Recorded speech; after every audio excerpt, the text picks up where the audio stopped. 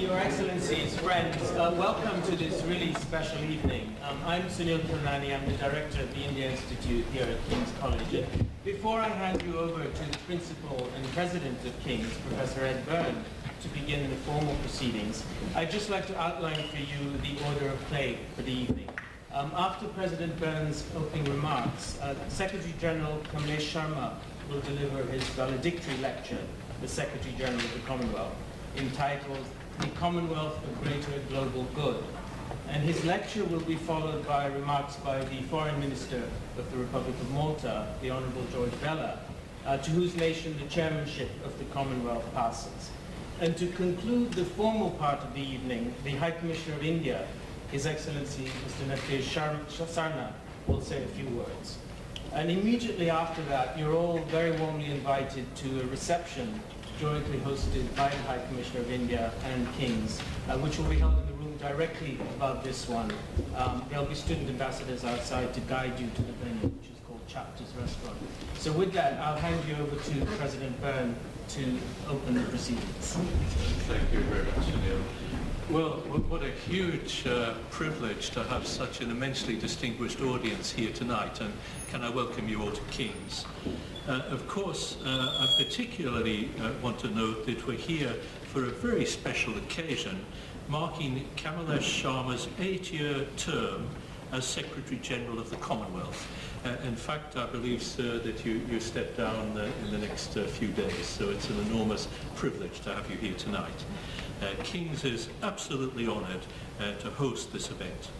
I would also like to start by diverging slightly and just acknowledging our Master of Ceremonies, Sunil Kilnani, who played a role in conceiving this event and of course has recently enhanced, if that is possible, his own outstanding academic reputation as a scholar by his brilliant radio series and book on 50 years that helped make modern India. So Sunil, thank you for that. The Secretary General came to his role after a very distinguished diplomatic career in the Indian Foreign Service, with many roles that I won't mention, but I have to include that the fact that he served as a very successful High Commissioner in London and later moved to be the United Nations Special Representative to Timor-Leste. In his tenure, his hugely influential tenure as Commonwealth Secretary General, he has strengthened the Commonwealth in many ways, both internally by improving relations between the Commonwealth states, but also externally by building very strong relations with other key international organisations, notably the UN, the IMF, the World Bank and the G20. Within the Commonwealth, he has led a commitment to core values, values around democracy, human rights, rule of law, and led the establishment a few years ago of a new influential Commonwealth Charter. He has also modernised comprehensively the Secretariat, which is now rated highest among global organisations for gender balance and internal justice. I would also like to acknowledge our very special guest tonight, the Foreign Minister of Malta, the Honourable George Vella and his wife, and the High Commissioner for Malta, His Excellency Norman Hamilton and his wife. I would also like to extend a very special welcome to our new neighbour, His Excellency Mr. Sharma, High Commissioner for India, who will make some closing remarks after the Secretary General's speech. I extend a special welcome also to other High Commissioners and diplomats in the audience. His Excellency Kamalesh Sharma has had a most distinguished career with very special contributions to the Commonwealth of an exceptional order, making it increasingly relevant to today's world. At King's, our own links with Commonwealth nations are very strong and very important to us going ahead. So let me say again how honoured we are to host this address tonight. I wish His Excellency the Secretary General all the best for the years ahead and whatever other challenges his exceptional career holds, and we look forward to hearing his remarks tonight. Sir, thank you again for addressing us this evening.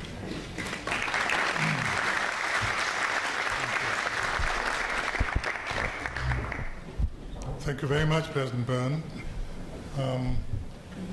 For Mr. Vella, High Commissioner, and thank you for granting me the privilege of being able to speak.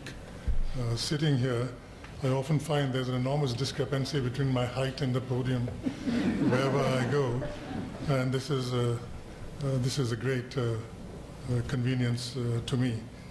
I must say that I'm particularly gratified that on my right is the new Indian High Commissioner sitting here, because India had a very close role to play in the creation of the modern Commonwealth. In fact, I recently discovered there's a book written on it called Nehru and the Commonwealth. It's completely out of print. I found one copy in Sydney, another one in America, and I managed to get one which I still haven't read.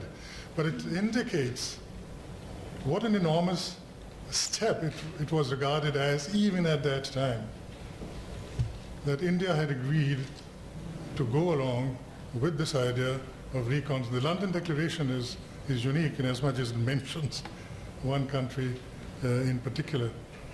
And subsequent prime ministers, even though they belong to a different political persuasion, have acknowledged the statesmanship of Nehru in this regard.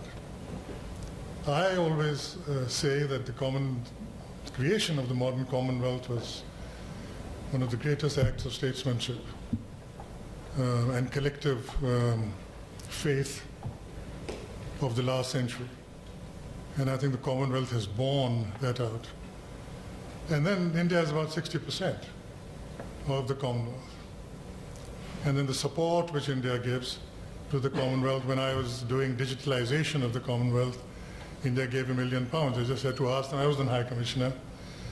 When I said the sports must be used for social cohesion, character building, gender equity, and all of these social goals, they deployed at their cost for 4 years, one person from New Delhi in the Secretariat to advance this goal. When we created something called Trade Finance Facility, they were the first to come in with a substantial contribution. They also have given 75 training slots. So I'm delighted that you are associated, High Commissioner. I was, of course, an Indian candidate, but I was an Asian candidate as well. And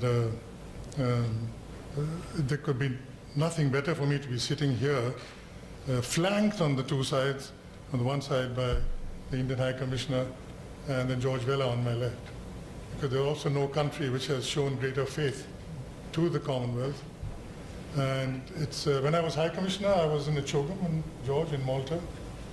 And my last Chogam, Secretary General, was in Malta too. You've been a great pillar of the Commonwealth, and I couldn't possibly be leaving on a better note. I should say something about the title of this, my remarks, A Greater Global Good. If some of you are wondering, this is an odd title, because the first interview which I gave when I was selected in Uganda, Mike was thrust in my face, said, well, what do you want to do to the Commonwealth? And I said, well, I'll find out in detail when I got my feet under the desk, but one thing is certain, I will never treat it as a boutique organization and always treat it as a great global good that it is. So that's where this title comes from, which is it a greater global good? Now, after 8 years of your having done it. Well, I would like to think that it is. I've tried to push the organization on all its frontiers, and what I'd like to do is to walk you quickly through some of the ways in which we feel that the Commonwealth has advanced. We call ourselves a values-based organization, and this is demonstrated repeatedly in many ways. One of the ways is Transparency International, based in Berlin, does an index of perception of corruption, and the African index, where we have 18 Commonwealth members, 53 states in Africa. In the first 10 ranking, 8 are from the Commonwealth. So obviously there's a sedimentation, and Mo Ibrahim Index, we get the same statistics. The sedimentation of values is something enormously important and central to the Commonwealth. I like to think that it was Commonwealth which actually created the global norm against military coups, the total unacceptability of it. We did it in 1995, and when in Africa you had NAPAD, the New Partnership for Africa, it was the Commonwealth leadership, particularly by President Obasanjo and President Mbeki, who said this has to be an African norm too. And once it became an African norm, it became a global norm. Where else could it go? The sedimentation we have by the Commonwealth ministers and heads doing the same thing in Africa, in the Caribbean, in the Pacific, because they've done it in the Commonwealth. I think it's an important point to make, because when the question is asked, all right, SG, well, this is the trouble there, you haven't shot that one down, this is another trouble, and what's happening to that one? I always say, for a balanced view of what an organization has done, you must look at what the gains that have been globally made by virtue of the work that that organization has done first. And that's the question you have to ask. For the value setting, we did, I think, something which was enormously important, and that was to get a template of goals working for the Commonwealth Ministerial Action Group. It had been created in that emergency in 1995,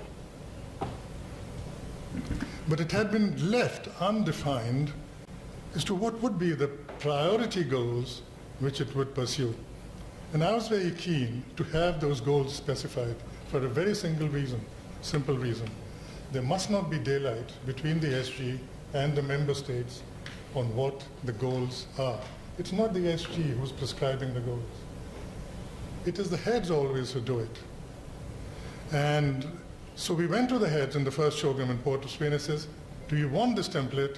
And we worked with the ministers. Minister said, we're ready to give it to you. And the head said, all right, we'll be happy to look at them. It was done, and in Perth it was adopted. So this enables the Secretary General and the CMAG to look at these values, and then the question cannot be asked, well, why are you taking such a close interest in this? That's because we have all agreed, you have all agreed to a greater degree of scrutiny. That's why we're talking about it. And these are, I just want to quickly mention it, unilateral abrogation of a democratic constitution or serious threats to constitutional rule. Suspension or prevention of the lawful functioning of Parliament or other key democratic institutions. Postponement of national elections without constitutional or other reasonable justification. Systematic denial of political space, such as through detention of political leaders or restriction of freedom of association, assembly of expression.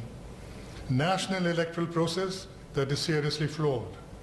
The abrogation of the rule of law or undermining of the independence of the judiciary. The systematic violation of human rights of the population or of any communities or groups by the member government concerned. And significant restrictions on the media or civil society that prevent them from playing their legitimate role. We developed this over 2 years with the ministers, with the Secretariat playing a very leading role.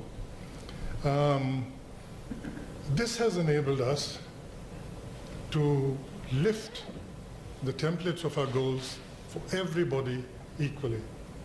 And I think this was a huge advance as far as the values-based organization and its advancement was concerned. We now have a new frontier. We're working on radicalization and preventing violent extremism. We already had a commission on respect and understanding which produced its report, The Civil Paths to Peace, which has its seminal conceptual contribution that what the world wants to see are people respecting their multiple identities and moving away from singular identities, which are then captured by purveyors of the destructive ideologies which we see everywhere. And this is something which my successor will now carry forward. She has my thoughts on it. In the field of human rights, The role of the Commonwealth has been strengthened on a very simple principle we have. It is how much you do for yourselves, which has durability, sustainability, and value. Get away from the idea of band-aiding or someone parachuting down into your society and telling you what you should do. That has no durability. Our immense work, and once again, it is the visibility question. People say this, that, or the other. Well, you must look at what we've done for national human rights institutions. We have probably globally the most impressive forum of national human rights institutions who meet together, discuss best practices, support each other, and how their independence can be safeguarded. How can they speak truth to power? And this has made progress from year to year. A similar thought came to mind about, since there are two items here on elections, that we need a similar thing for election commissioners as well. They also feel the heat when elections come around, and we now have Commonwealth Electoral Network, which is one of the leading global networks too, creating a gold standard for the Commonwealth so that each is able to say, I am pursuing a goal which is shared by the Commonwealth. So to create a goal beyond the national goal, or to strengthen the national goal through a collective one, is something which I felt is the road we should take. We took it in CMAC, we took it in elections, we've taken it in human rights. I think this also means that ownership of what you're doing is also widespread. The other way we're doing it, universal periodic review. Amartya Sen has this genius for expressing things very, very simply. Multiple identity he was the chairman of the commission, but he uses the word, the capability word. And he says it's all very well for laws to be enacted when minorities or marginalized groups don't even know, which is the first step they need to take in order to draw benefit from it. So capability creation is the strength of the Commonwealth. I don't think there is any other organization which has as its central goal capability creation where it does not exist, so that the citizens can serve themselves. And we do this by creating an office. We've done it in Geneva. I was a permanent representative in Geneva, and one of the things which I noticed was the inequality and unevenness of representation of small states and the bigger ones. And in fact, the green room effect is one of the words that used to be used then, which means everything begins as a universal exercise, it ends up in a green room. And I suppose in those days it used to be a smoke-filled green room, but no longer. In other words, the heavy players elbow out the smaller ones and divides the world, as somebody observed, into decision makers and decision takers. This goes against the Commonwealth ethos. Equality of global outcomes is in the bloodstream of the Commonwealth. That everybody, irrespective of an endowment and population, has an equal right to a place in the sun. And to create capability in this form, by creating this office, was twofold. In the WTO and UNCTAD support the small states, we have a trade advisor, we have deployment of regional organizations, finally having a home, serving their members in the Pacific and in the Caribbean, and human rights advisors. We have two of them, telling smaller states, helping them with what's called the UPR, Universal Periodic Review, how to formulate it, how to raise your ambition levels, how you can be helped in order to achieve it, making the recommendations, and then in fulfilling them. These are some of the ways in which the value contribution of the Commonwealth has been so significant in strengthening these societies. So is it surprising when the Mo Ibrahim Index has the same statistic as the Transparency International? Same number of states, 18 Commonwealth states, 8 out of 10 are from the Commonwealth. Particularly right now, we are emphasizing child early and forced marriage, and here again we are creating facts globally which didn't exist before. There's a Kigali Declaration, there's a Commonwealth Champions Against Child Marriage by the Network of Survivors, There's a chief's caucus, even in Africa, where the chiefs have said that we ourselves will agitate against it. In other words, ownership of this idea at the level where it matters. Another thing which we've started, which is also unique, is getting our parliamentarians involved in your values search. We have a declaration, a Mahes declaration in Africa. We have a Pipitia declaration in the Pacific. We have a Kenyan parliament. We have a Kotte declaration for Asia, where the parliamentarians are owning up to what they need to do. In human rights education, on how can the populace, administrators, government, everyone be educated in it, we have started a pilot project in one country in Africa, which hopefully then will become replicable elsewhere. I have been very particular in frequently making statements that the Commonwealth cannot be truly inclusive if criminalization of homosexuality and discrimination on the grounds of sexual orientation or gender identity are not addressed. We have compiled a digest of my annual statements to the Human Rights Council and others, which is now available. We used to say that the Commonwealth walks on two legs, two Ds, democracy and development. I have started talking about a third D, which is diversity, because we see all around us how difficult it is simply to coexist as human communities. And surely if we can't do that, what really is the point of the other two Ds? If there's a basic inability of our being able to live with mutual supportiveness and respect for each other. So now we say we are a sturdy stool with three legs, and the third one is diversity. On the economic side, we have been pioneers in oceans and natural resources. Even The Economist once wrote an article that this is a leading organization in creating maritime zones. And after you've created maritime zones on the blue economy, because what we say is you're not condemned to be always a small land state, because you can become a big ocean state. And what you need to do is to create this resource first by demarcating what is yours, and after that by using it as a resource, as a blue economy. And we have been pioneers in it. We've done it for 16 countries, and we are responsible for the world's first jointly managed maritime zone, which has been Mauritius and Seychelles, of 400,000 square kilometers. We have created a trade finance facility for smaller countries, which didn't exist before, because trading risk for smaller countries was not covered. This is once again the same syndrome of the world being run to the convenience of the bigger actors rather than the smaller ones.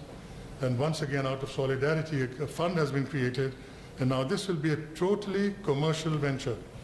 People who are contributing is not a donation.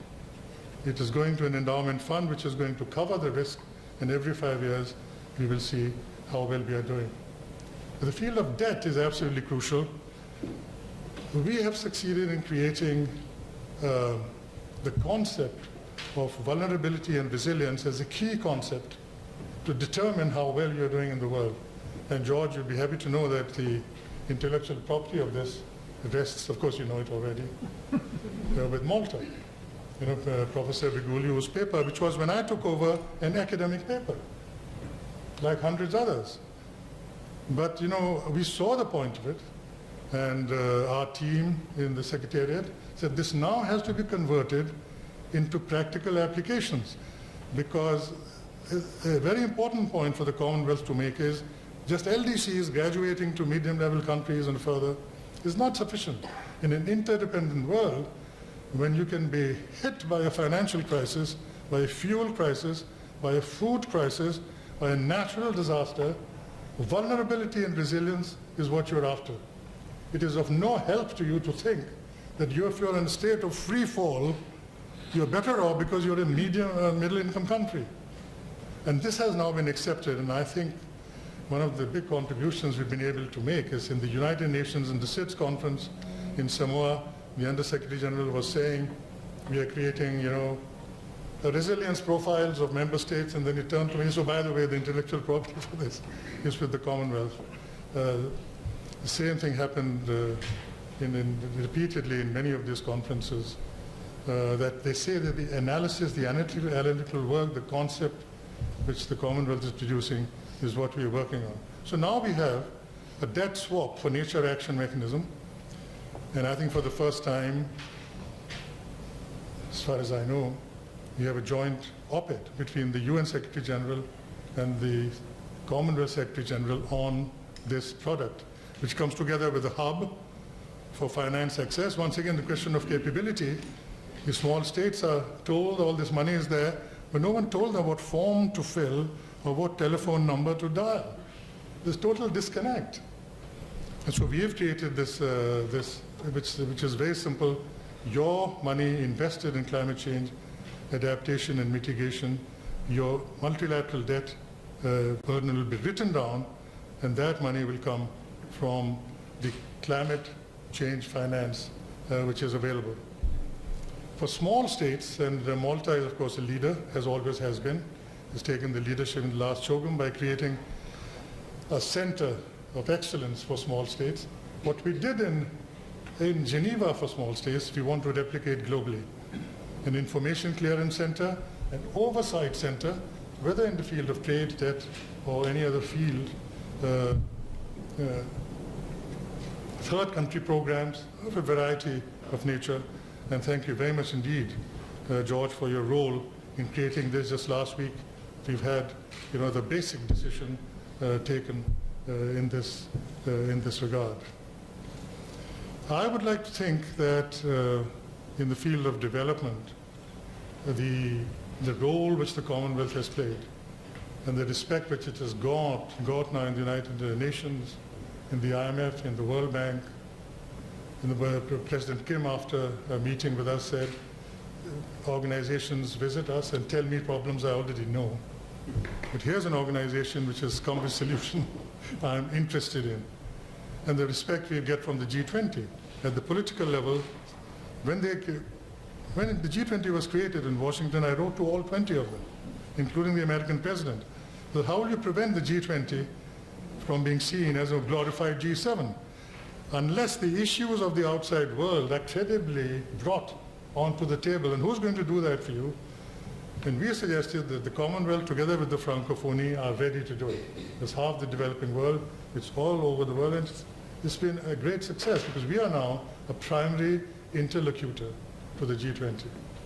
We met the chairman, met the president, Prime Minister of Canada, Prime Minister of Australia, President of France, President of Mexico invited us at the political level, and at the functional level, we have the expert level, and we are working with them. Youth is something I've been enormously concerned with. We have bad mental habits we don't break out of. If you land up in most Commonwealth countries, in the airport, you think you've just entered an adult society. It's a young society. It's not an adult society. In one country, we found that people who were 29 or under were pushing 70%. Adults are, in fact, a minority and shrinking all the time. But the youth has been, for the Commonwealth, always of great importance. It's the oldest youth program. We had 4 regional centers created. But one of the first things we did was actually to close down the centers, because we decided it's not a contemporary organizational business plan which can be supported. And the way you must do cannot be done if you had that old business plan. But it just shows that if you tell the membership where you want to go and how you want to do it, that they cooperate with you. Actually, we did it quite smoothly. We have one of the leading Commonwealth alliances of youth enterprise, which is a model. And it is in Asia now, which is coming up in the Caribbean and in Africa. We have the largest group of voluntary youth organizations. We have Commonwealth Youth Climate Change Network, which is the only one which gave a contribution to COP21 in Paris. We have Commonwealth Youth Gender and Equality Network. We have Commonwealth Youth Human Rights and Democracy Network. Commonwealth Youth Sport for Development and Peace Working Group. Commonwealth Youth Health Network. We have the biggest youth council in the world and the biggest the Students Association in the world. To get the youth in every respect integrated and mainstreamed in your work is something which has been a bit of a flagship for the Commonwealth. We introduced the idea of youth professionalization. Even if we convince the heads we must do all this, how do you answer the question, what do I do? So University of West Indies, we actually have a diploma on youth work and youth professionalization, what's to be done, and hopefully it can become an undergraduate degree. We have a plan for women's equality. I've been very, very particular to, we did an exercise of mainstreaming and rationalizing our work. And I said that we must be very particular as to what is it we're trying to advance in the Commonwealth and not spread ourselves too thinly. That was the basis of our new strategic plan anyway. The gender mainstreaming, political participation, violence against women, utilizing distance education for gender awareness, national capacities in Commonwealth member states to nurture women in enterprise, and gender equality and empowerment of women. We have now with the UN actually a memorandum of understanding to work globally on these issues. We have the Commonwealth Development Goals now, and one of the ideas which I'm suggesting to my successor is whatever gains we make, we must now link globally to the Sustainable Development Plans, so that the membership and the world can see what is the contribution you're making, and it's not too scattered and too diverse. For the same reason as youth, education has been a very high priority for us. But we have to reconfigure, reorient, and reshape the way we do the work. So we have a new organization business plan for education. We have something called Commonwealth Class for age group between 7 and 14, in which 100,000 Commonwealth schools are already connected. And one of the most moving letters which I received in my 8 years was from a school in Africa, which said, your material on online material has transformed our school. It's given it dignity, has connected those young minds which were in despair because of what they were with the rest of the world. We have a Commonwealth Education Hub. It's an internet portal. It is integrated, user-friendly, one-stop shop, supporting education policymakers and professionals across the Commonwealth to connect, consult, and collaborate. It has communities of practice. It has knowledge resources, information aggregation services, and access to specialists. The Commonwealth Connects actually is a platform where 100 communities of practice are already there. And as I said, I really appreciate the assistance which I received from India to get it started. We already have a Commonwealth of Learning in Vancouver, created in 1988, one of the pioneering steps which the Commonwealth took. Is always, in so many ways, ahead of the curve. And we're trying to use it as a vanguard for using the ICT for gender equity, UN Sustainable Development Goals, environmental protection, education knowledge, resource technologies, sharing of open learning, all of this in the Commonwealth learning. We ourselves have a framework for professional standards for teachers, school leadership capabilities framework, boys underachievement in education, sector skills development, and a tertiary education facility. And I must mention the fact that Malaysia has taken a lead. So it's not as if we've abandoned some core work, which we do directly, but under the philosophy of creating advances in the way we work. And I have some silly lines, and one of them is, don't be demoralized by your income, which is very modest, but be lifted by your outcome, which has no limits. And just think of how you can make a difference and not how you are constrained simply because of your budget. We've been very mindful of consolidating, integrating, and embracing the Commonwealth family. In many of the big conferences we go to, they're part of the SG's delegation. They're now for the first time part of the strategic plan. We've even had an event where we've been telling them how they can raise money themselves. We have a matrix in which we plot how well we are doing with them. And we've told them that results-based management is the new tool we work with. As long as you can work with the tool, we can have joint projects. That way you get financing as well. And I like to think that the family appreciates the fact that this effort has been a sincere one.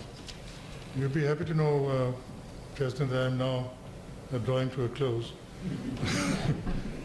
But there's one point which was mentioned by you, which I do want to emphasize, which is of global profile. I do believe that for any organization, it is very important that you're working to your fullest capacity and that you're pushing the system in all directions, which is why I mentioned aspects of governance, aspects of growth, aspects of diversity. Emphasize the point, it's just not an intergovernmental organization. The charter which you mentioned took us nearly 2 years to get there because I was determined it would be a participative exercise. We had an open site on which any citizen could say, I'd like to see this in the charter. And so the resonance of the charter is very good because everyone sees this is what they would have liked to see.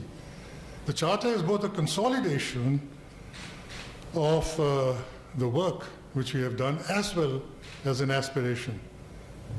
Is the consolidation and a signpost of where we want to move forward to. With a global profile building, because of what you do, not because of what you claim, is absolutely crucial.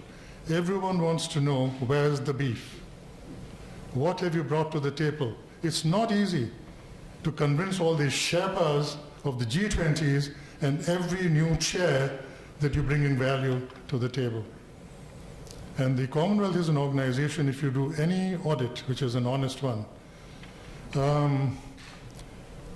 what you are able to achieve in terms of impact in a relationship to what you have to achieve that impact, it's in a class by itself. Which is why considerations of remuneration and how well this extraordinary body of people, how well we treat them is crucial. And the heads, the Prime Minister, when he was chairing it, he said, well, the Secretary General has come up with a lot of ideas pertaining to the family, to remuneration, and many other ideas. Let's all put them together in a basket. Let's create a group of heads to take it from the highest level. And these heads will then tell their peers in totality as to what the recommendations are. So this is an exercise which we would be doing. And I hope that my successor would have found a ship, got full sail moving forward, and the course ahead is also very clear. I can't help mentioning that corporate reform has been very, very important to me. I was always insistent with my team that if you do not yourself respect the way you work, then don't expect others to respect you. In the end, your conviction about yourself has to be the starting point. And so we had another silly line called, we have a famous convening power which is celebrated. I said we must make it contemporary and not just physically meeting. So this was round the world, round the clock. That's our goal. To be connected, to digitalize yourself, become ITC savvy, and this is making enormous difference. Another one I had is in the ordinary world, 1 and 1 makes 2. In the cyber world, 1 and 1 makes 11, because 9 is dormant. And 9 comes up when you connect. And all this, hopefully, is beginning to show itself. I think that we are a contemporary organization. We are a unique organization in having started in the 1880s and being contemporary ever since we were created in the contribution we make. I like to think we are a wisdom organization, partly because we're inclusive, but partly because we bring the intellectual heft to see where is it that the time has come from an idea. And if it is an idea for the Commonwealth, given our representativeness, it's probably an idea which has come for the whole world. I like to think, therefore, that we are a global organization, pioneering ideas useful to the world as a whole. I like to think we are an embracing Commonwealth, which leaves nobody out, and which is why this year's theme is an inclusive Commonwealth, a participative Commonwealth. We have ministerials, we have heads, we have civil society, peoples, we have the youth, which I mentioned. And so we are a forward-looking Commonwealth and indeed a greater global good. And what's the evidence for this? Well, shareholder support is one. People who already belong to the Commonwealth, what do they think? For the first time in the history of the Commonwealth, countries are lining up to host Shogun, which is the biggest event, a lot of financial investment, but above all, a vote of faith and belief and confidence in where the Commonwealth is headed. That's where we want to host it. It never happened before. 3 in a row, and after those 3 were exhausted, another 3 are now in a row. And non-shareholders, people who are outside. I was interviewed just now and they were asking about South Sudan. Why did South Sudan want to join the Commonwealth? Because it's such everybody sees the contribution Commonwealth has made over decades to global sanity, global wisdom in a very responsible way. And if all of this variety, which consists of old industrial economies, emerging economies, small states, island states, landlocked states, all faiths and all communities can agree on something, that something very exceptional is going on in that organization. It's not easy in today's world, politely expressed as a globalizing world, neutrally expressed as a compacting world, but realistically expressed as a colliding world. And in this colliding world, this organization with this variety can create common ground repeatedly and add to global value is something extraordinary, which is why we're 8 or 9 countries queuing up and saying, well, you know, different stages of wanting to join. Thank you very much.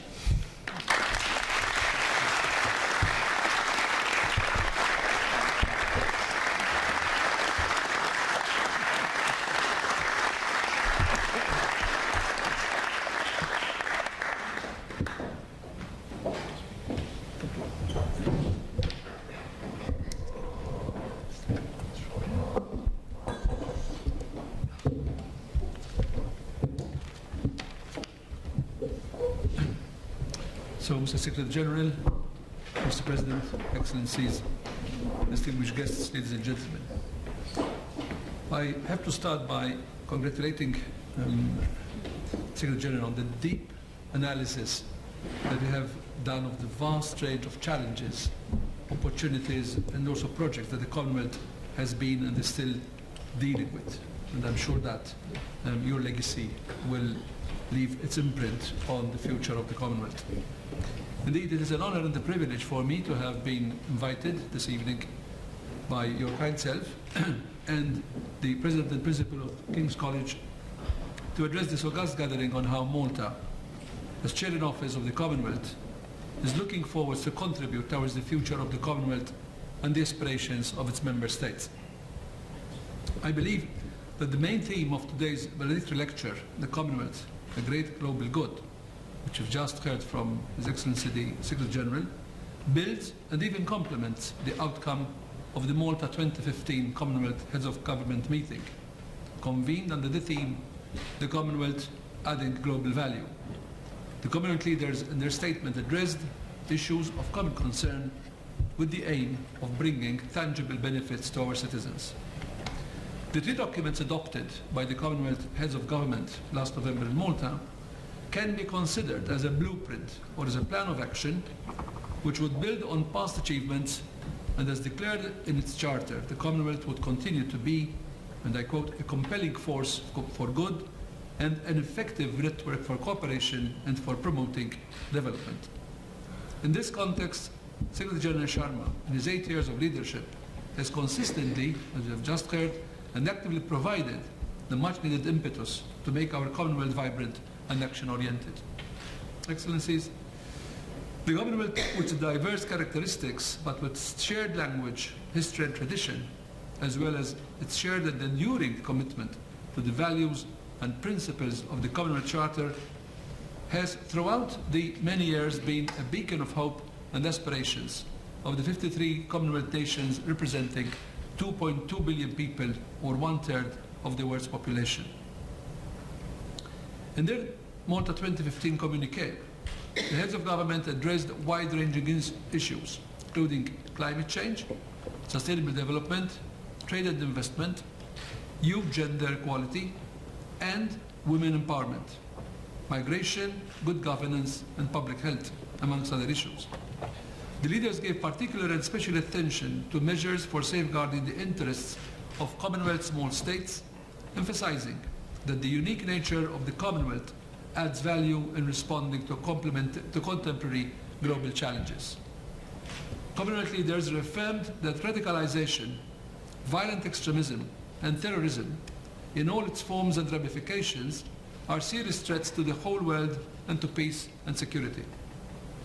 The international community is shocked and truly shaken by despicable acts of terrorism and the resultant death of innocent victims and destruction that are a direct attack on the values and principles of the Commonwealth and the world at large. Therefore, the call by Commonwealth leaders in their communiqué for strong national, regional and international action and cooperation is timely and appropriate. Commonwealth heads of government also acknowledged that all human rights are equal, indivisible, interdependent, interrelated and universal, urging member states to promote and protect all human rights and fundamental freedoms. A strong political message in support of COP21 was the Commonwealth leaders' statement on climate action, where the leaders agreed on an ambitious joint position. Throughout the statement, the Commonwealth heads of government recognized the leadership exercised historically by Commonwealth leaders on this pressing global challenge, and as a contribution to the protection of the environment, one of the Commonwealth's fundamental values.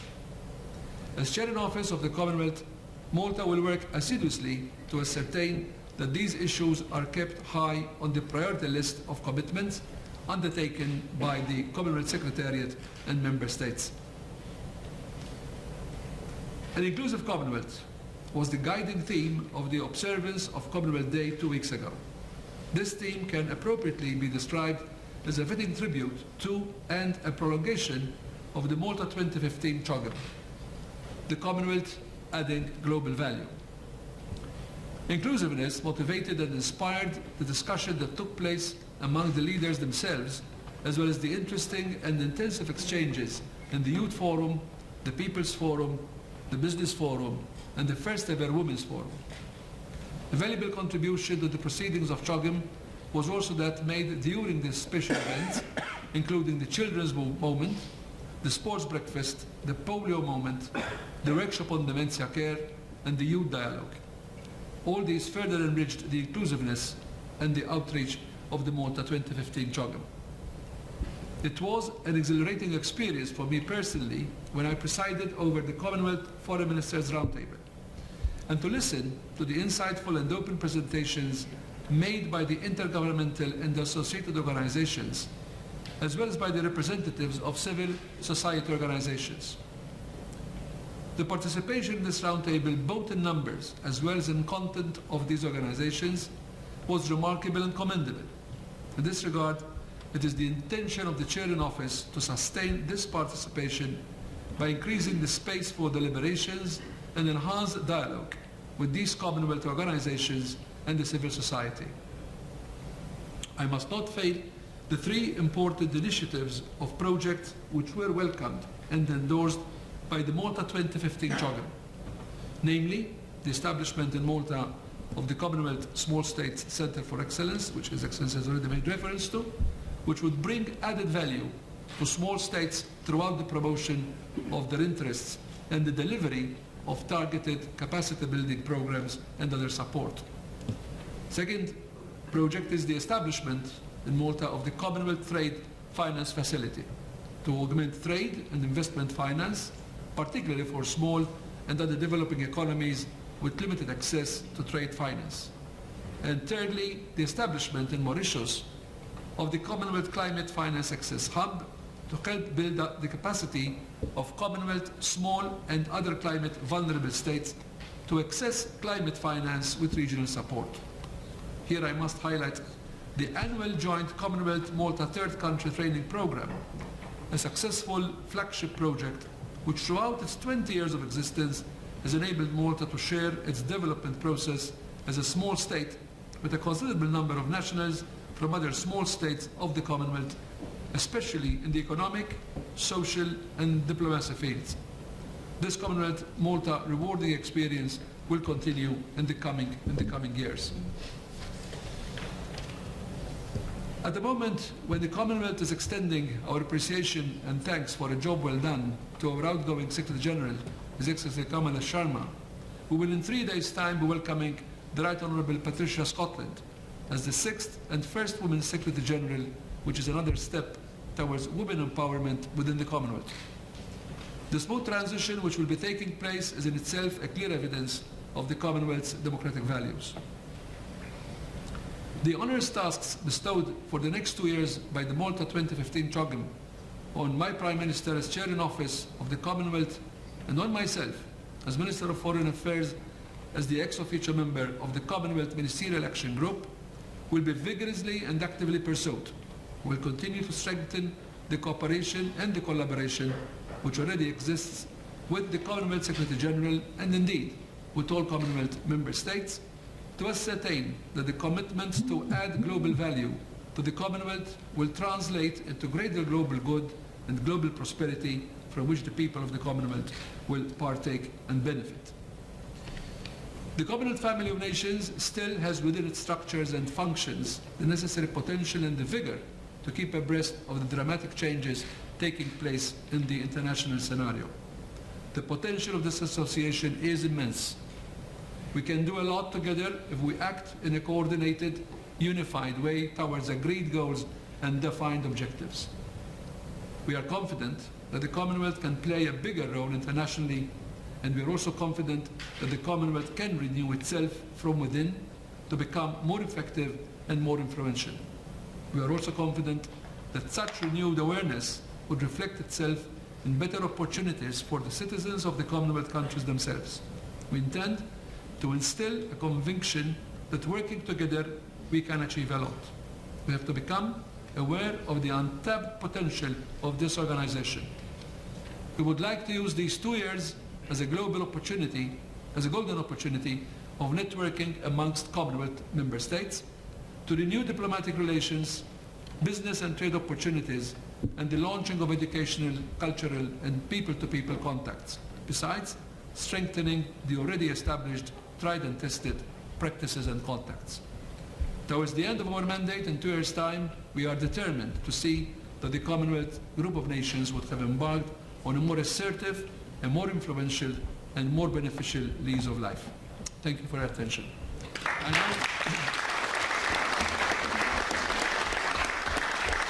I will now give the floor to His Excellency Mr. Haftaj Sarna, the High Commissioner of India.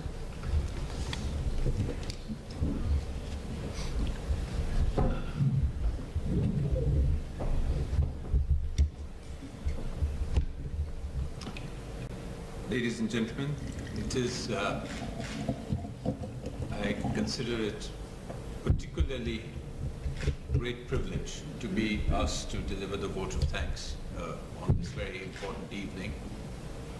I say this for a number of reasons. I'll only mention a couple.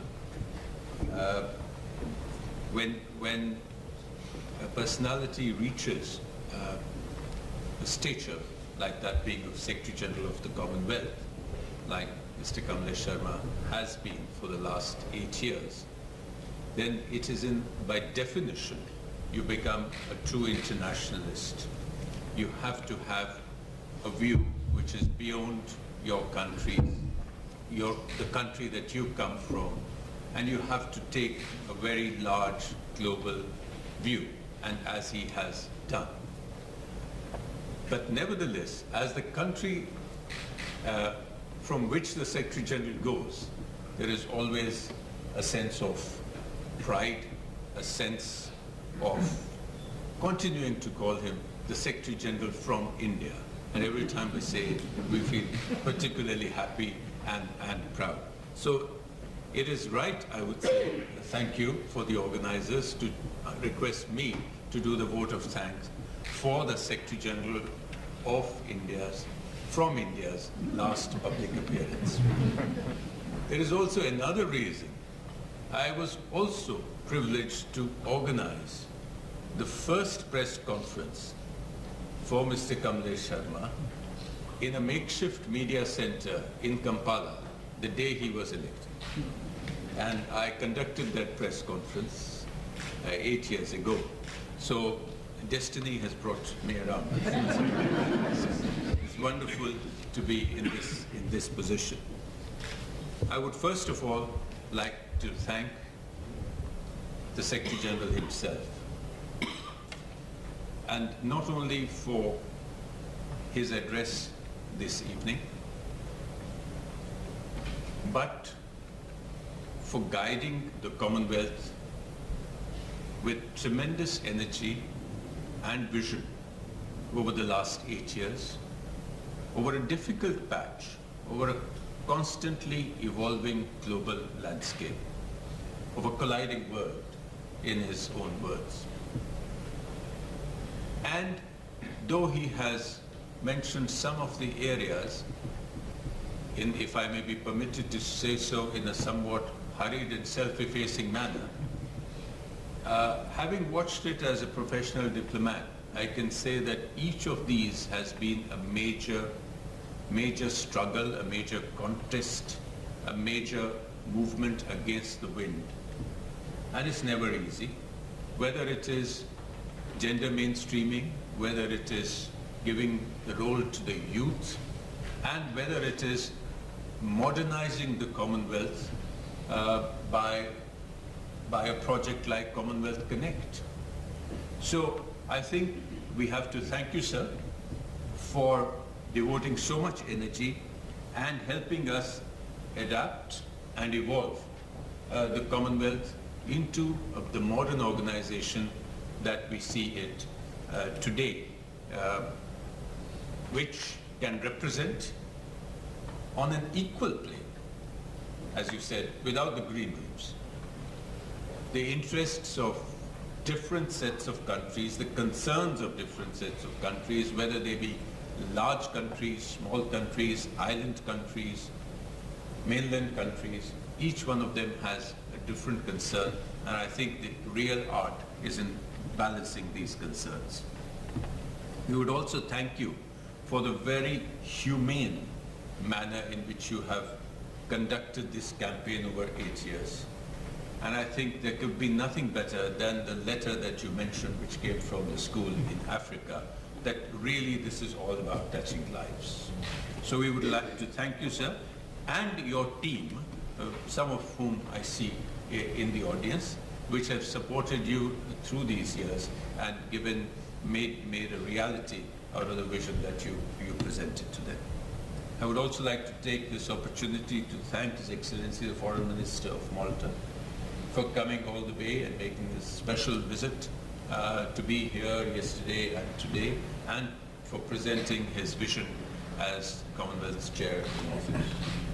May I also thank our very close associates, King's College, President Burns, your colleagues, Professor Sunil Tilnani, heading the India Institute, with whom the Indian High Commission has a very special relationship. We were approximate neighbors, now we are immediate neighbors, and we're going to share a wall, and we would be happy to intensify this engagement. Very important work on India is being done here, and a huge new engagement is being planned with several new universities in India, and we will be privileged to work together with you to make these ideas a reality. So with those few words, and I do hope I have not missed out any significant partner, I've been instructed to invite you, all of you, to the reception. Thank you.